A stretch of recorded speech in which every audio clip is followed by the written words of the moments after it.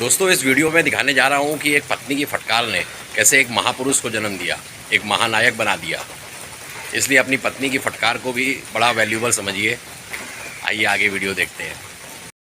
चित्रकूट के घाट पर भई संतन की भीड़, तुलसीदास चंदन घिसे, तिलक करे रघुवीर। चित्रकूट के घाट पर भई संतन की भीड़, तुलसीदास चंदन घिसे, तिलक करे रघुवीर। दोस्तों, आज 23 अगस्त तुलसी जयंती की आप सबको शुभकामनाएं। महान तुलसीदास को आप कौन नहीं जानता। तुलसीदास रामचरितमानस के रचयिता, जिन पर राम जी की, हनुमान जी की बहुत ज़्यादा कृपा थी, जो उन्होंने इतने बड़े ग्रंथ की रचना की। तो आइए उनके बारे में कुछ जानने की आज इस वीडियो में कि उनके जीवन में क्या संघर्ष थे, उनके बारे में उनकी क्या कहानी थी, जो रोचक है। उनके संघर्षों के बारे में बताती है कि महापुरुषों ने भी संघर्ष किया इस पृथ्वी में।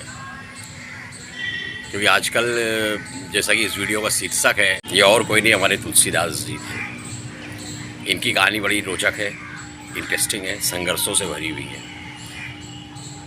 सन 1532 में, शायद अकबर का पीरियड रहा होगा, 1532, एक बालक का जन्म हुआ बांदा में। बांदा उत्तर प्रदेश में राजापुर नामक गांव में इनका जन्म हुआ।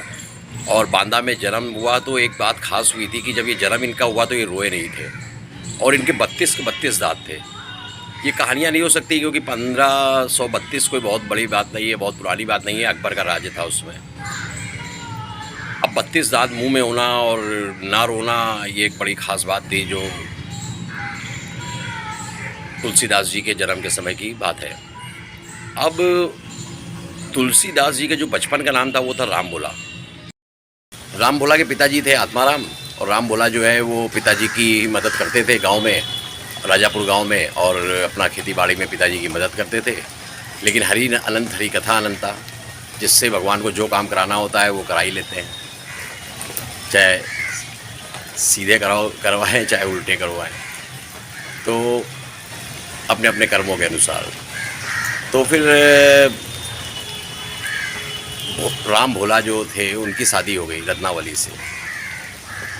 और फिर एक बार ऐसा हुआ कि जैसा कहा जाता है, कहानियाँ हैं कि राम जो रत्नावली जिसकी शादी हुई थी वो मायके गई हुई थी, जो नदी के उस पार था, राजापुर गांव के। और शायद ऐसा ही बरसात का मौसम रहा होगा, तो बरसात के मौसम में वो नदी जो थी वो काफ़ी उफान में थी। अब राम भोला को रात में याद आई पत्नी की, मिलने को बड़ा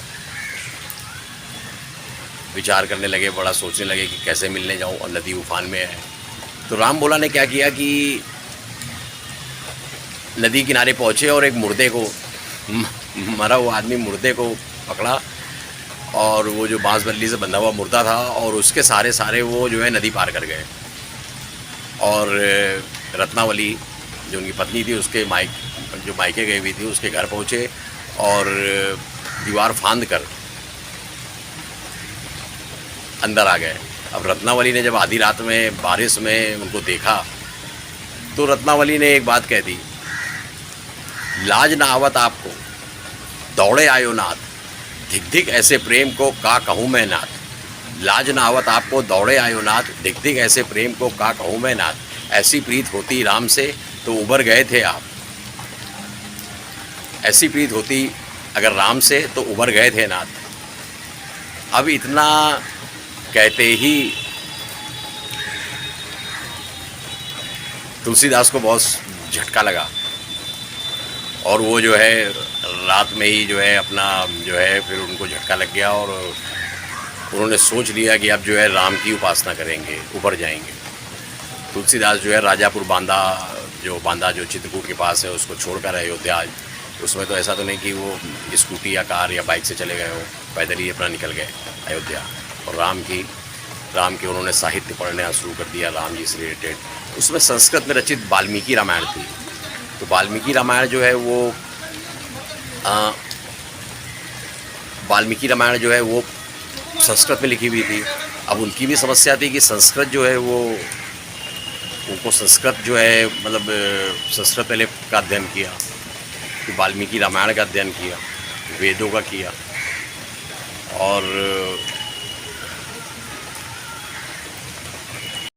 इस पर राम जी की कृपा हुई, हनुमान जी की कृपा हुई, और अपना जो है वेदों का अध्ययन किया, वाल्मीकि रामायण का अध्ययन किया। लेकिन उन्होंने एक बात सोची कि ये जो है जो वाल्मीकि रामायण है ये संस्कृत में लिखी हुई है, ये अपनी आम भाषा जो उसमें अवधी थी, जो क्योंकि पूरा बांदा, बुंदेलखंड और सेंट्रल यूपी ये सब अवध में आता था, तो उन्होंने कहा अवधी भाषा में इसको जो है लिखा जाए।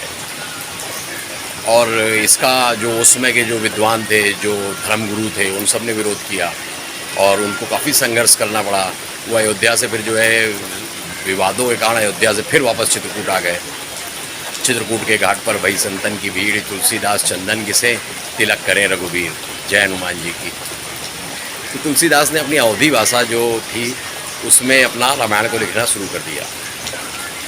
1590-91 के दौरान लिखना शुरू कर दिया। लिखते रहे अपनी अवधी भाषा में, कई साल लगे, क्योंकि उसमें की जो मैन्यूस्क्रिप्ट है वो मैं लास्ट में वीडियो में डालूंगा, उसकी फ़ोटो। उस तरह से अपना पत्तों में जैसे भी अपना कागज़ वागज़ में लिखते, जो भी मतलब कागज़ तो नहीं तो हाथ से बने हुए कागज़ होते थे या पत्ते होते थे, उन पर लिखना शुरू कर दिया। और शायद Guinness book world of record में है कि सबसे बड़ा गाना है रामचरितमानस जो उन्होंने लिखा, काफ़ी संघर्ष करने के बाद, क्योंकि उस समय सब संस्कृत में ही चलता था। हनुमान चालीसा भी संस्कृत में थी, सब कुछ संस्कृत में था, आम आदमी की भाषा में कुछ नहीं था। ये तुलसीदास का पहला प्रयास था कि जो है सब कुछ आम बोलचाल की भाषा में आया, अवधी भाषा में आया। और उसके बाद जो है रामचरितमानस की जब रचना हो गई, तुलसीदास ने और भी कई रचनाएं की। अब एक रत्नावली भी करके अपनी पत्नी के बारे में भी उन्होंने लिखा, वो सब आपको बुक्स, वो सब की बुक्स मिल जाएंगी। और रामचरितमानस का अर्थ भी बता देता हूँ। रामचरितमानस जो वर्ड जो है हिंदी का रामचरितमानस, इसका जो शाब्दिक अर्थ है land of deeds of Rama, मतलब राम ने क्या क्या किया उसका वर्णन है। और तुलसीदास की आज जयंती थी, बड़ा अच्छा लगा कि मतलब हमने श्री राम, तुलसीदास, हनुमान, और हनुमान जी के मंदिर में ही, क्योंकि बारिश हो रही है तो मुझे भी राम आसरा ही मिला, राम आसरे, तो मुझे भी राम जी का ही आसरा मिला और मैं हनुमान जी के पास में खड़ा होकर अपना वीडियो बना रहा हूँ। राम आसरे नहीं, राम कृपा, वीडियो तो बन रहा है। साथी विपत्ति के विद्या विनय विवेक, साहस राम भरोसे सब एक। तुलसी साथी विपत्ति के विद्या विनय विवेक, साहस राम भरोसे सब एक। मतलब विपत्ति आने पे आपकी विद्या, आपका विनय, आपका विवेक, आपका साहस, ये सब काम आएगा। और राम भरोसे तो आपको रहना ही है। राम भरोसे तो, क्योंकि राम के बिना तो पत्ता भी नहीं हिलता। राम नाम रोज़ सुबह लेना चाहिए, क्योंकि फिर उस समय राम का नाम लिया तो वो अच्छा नहीं है। इसे राम राम राम राम दोस्तों, फिर मिलेंगे।